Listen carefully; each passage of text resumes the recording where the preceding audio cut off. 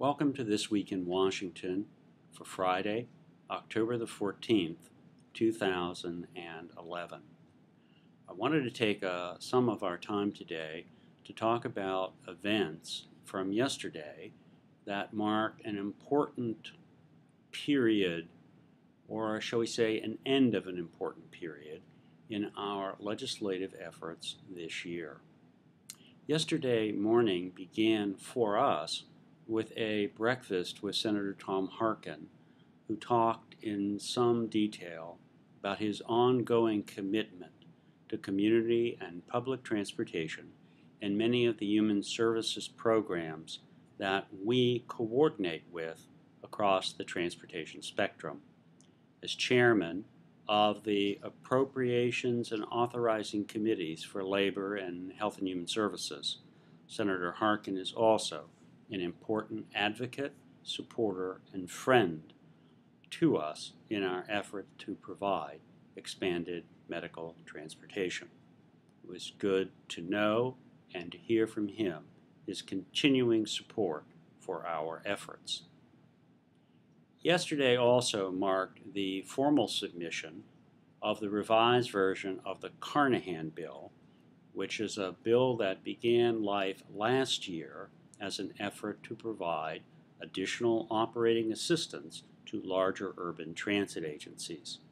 We made this a priority because of the impact of service cuts on low-income families and people with disabilities in larger communities.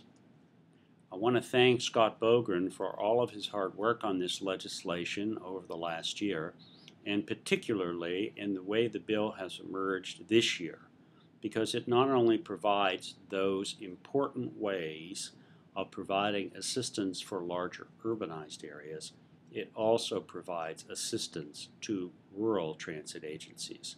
This legislation, of course, is accessible on our website, where we have additional information for you.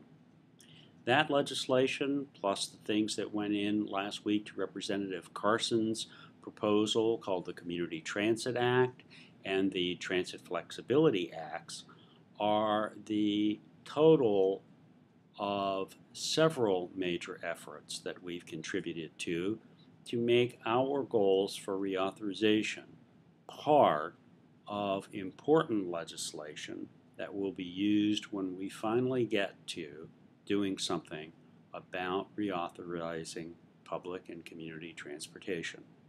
As you know, the President's Jobs Bill failed to muster enough votes to pass the Senate, and in response, there is a great deal of discussion of separating out the transportation aspects of that bill and moving them forward separately, something I reported on last week following our conversations with Mr. Micah. That process is going on and will continue to go on, and we will be trying to use the positions as well as the legislation we've introduced in these separate pieces as part of that process. I would like to think that almost everything that we have included several years ago in our reauthorization vision for our country is now included in some legislation that will be considered as part of the reauthorization process. And as difficult as the situation has been, I think we've managed to cover our priorities, including our goals of increasing investment in community and public transportation. On the Carnahan bill, again, Congressman Carnahan is from Missouri. I would like to also mention that this bill is also a bill that was introduced with bipartisan sponsors, including 10 congressional Republicans, a significant advance in the bitter partisan struggles that have played such a major role in all political discussions here this year. 3 of our members, 2 of them on our board, are responsible for helping us get the kind of bipartisan support that we needed. I want to thank John Macbeth for finding our first Republican co-sponsor, Congressman Brady, and I want to thank Dave Marsh for his help with Congressman Carter. These were important pieces of work for us and our contribution to this effort. I also want to thank Barry Goodman, who some of you know, for his efforts on behalf of trying to bring in a couple additional Republicans. This is the kind of positive outcome that we were hoping to achieve and is very unique in light of what we've seen in the last several months. Last Friday, if you joined us on our call-in, you listened to representatives of the White House and the administration talk about the jobs bill.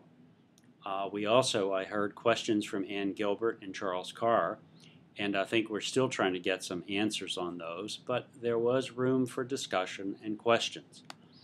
I was very appreciative of the comments made by Administrator Rogoff, where he mentioned our advocacy for doing something about local share and operating cost as part of the jobs bill, or in this case as part of a larger package of reauthorization that would extend operating assistance to transit agencies of all sizes, including rural, and that operating assistance, as well as the capital being proposed, would not require any local share at all.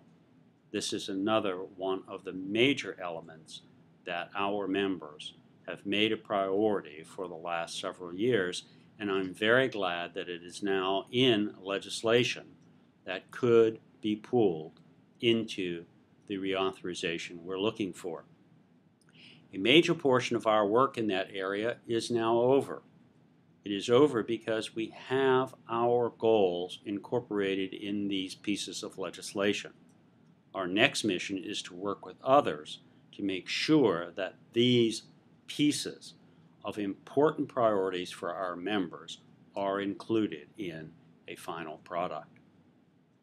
Yesterday marked the end, as I said, of that initial effort that has stretched over the last 2 years to make sure that our work and the efforts and goals of our association are somewhere in this process and included in all of the bits and pieces that will be moved forward.